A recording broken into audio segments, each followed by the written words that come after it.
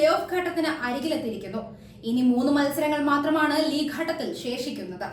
Kolkata night Riders, Rajasthan Royals, Sunrisers Hyderabad എന്നീ 3 ടീമുകൾ ഇതിനോടകം പ്ലേ ഓഫിലെത്തിക്കഴിഞ്ഞു. ശേഷിക്കുന്ന ഒരു പ്ലേ ഓഫ് സ്ഥാനത്തിന് വേണ്ടി റോയൽ ചലഞ്ചേഴ്സ് ബംഗളൂരുവും ചെന്നൈ സൂപ്പർ കിങ്സും തമ്മിലാണ് ഇനി മത്സരം. ഇന്ന് വൈകിട്ട് RCBയുടെ ഹോം ഗ്രൗണ്ടായ ബംഗളൂരുവിലെ ചിന്നസ്വാമി സ്റ്റേഡിയത്തിൽ നടക്കാനിരിക്കുന്ന പോരാട്ടത്തിന് ശേഷം 4ാം പ്ലേ ഓഫ് ടീമിനെ വ്യക്തമാകും. ഇന്ന് RCBയും ചെന്നൈയും തമ്മിലാണ് മത്സരമെങ്കിലും സഞ്ജു സാംസൺ നയിക്കുന്ന രാജസ്ഥാൻ റോയൽസും മത്സരഫലത്തിനായി ആകാംക്ഷയോടെയാണ് കാത്തിരിക്കുന്നത്. ഇന്നത്തെ കളിയിലെ ഫലം അവരുടെ ലീഗ് സ്ഥാനത്തെയും ബാധിക്കും എന്നതാണ് കാരണം. ഇന്നത്തെ കളിക്ക് ശേഷം രാജസ്ഥാൻ റോയൽസിന് ഒരു പണി കിട്ടാനും സാധ്യതയുണ്ട് എന്നതാണ് അതിന്റെ വാസ്തവം. ഇത് എങ്ങനെയാണെന്ന് നോക്കാം. നിലവിൽ 13 കളികളിൽ 14 പോയിന്റാണ് ചെന്നൈ സൂപ്പർ കിങ്സിനുള്ളത്. ഇന്നത്തെ കളിയിൽ റോയൽ ചലഞ്ചേഴ്സ് ബംഗളൂരുവിനെ പരാജയപ്പെടുത്താൻ സാധിച്ചാൽ CSKയുടെ പോയിന്റ് നേട്ടം 14 കളികളിൽ 16 പോയിന്റാകും. ഇതോടെ അവർക്ക് പ്ലേ ഓഫ് യോഗ്യത ഉറപ്പാക്കാനും സാധിക്കും. ഒപ്പം പോയിന്റ് പട്ടികയിൽ രാജസ്ഥാൻ റോയൽസിനെ മറികടന്ന് 2ാം സ്ഥാനത്തേക്ക് കയറുകയും ചെയ്യാം. രാജസ്ഥാനും 16 പോയിന്റ് ഉണ്ടെങ്കിലും അവരുടെ net run rate Chennai super കിങ്സിനേക്കാൾ കുറവാണ്.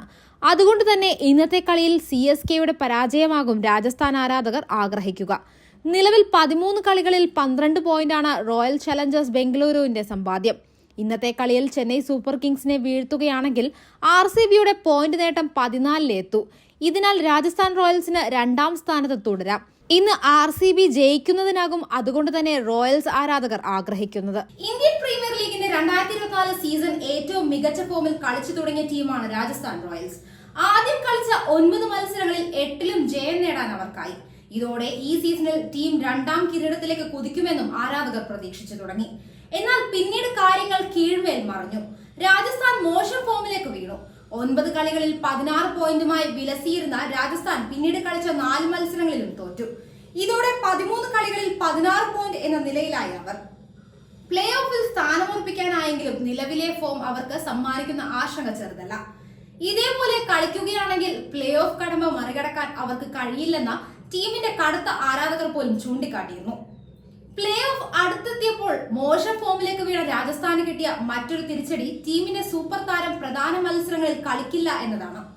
ടീമിന്റെ അവിഭാജ്യ ഘടകമായിരുന്ന ഈ താരത്തിന്റെ അഭാവം പ്ലേ ഓഫിൽ റോയൽസിന് കനത്ത തിരിച്ചടിയാകുമെന്നത് ഉറപ്പാണ്.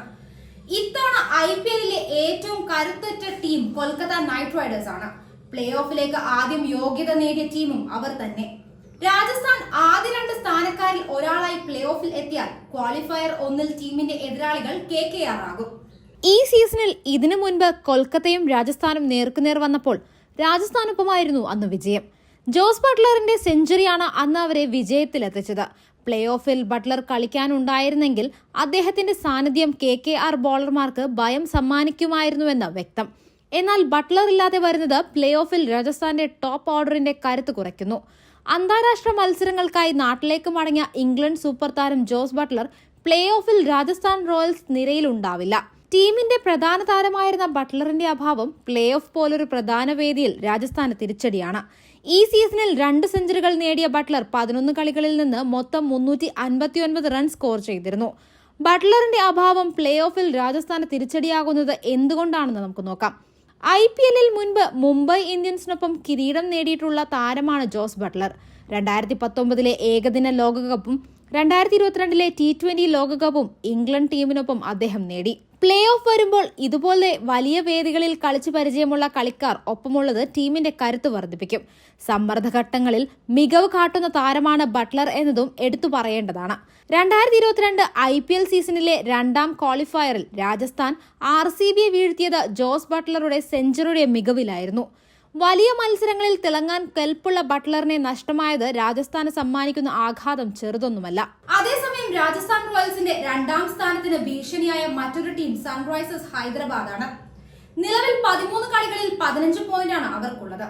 ഞായറാഴ്ച പഞ്ചാബ് കിങ്സിന് എതിരെയാണ് ഹൈദരാബാദിന്റെ അവസാന ലീഗ് മത്സരം. ഈ കളിയിൽ വിജയിക്കാനായ രാജസ്ഥാനെ മറികടന്ന് പോയിന്റ് പട്ടികയിൽ മുന്നിലെത്താൻ ഹൈദരാബാദിന് കഴിയും.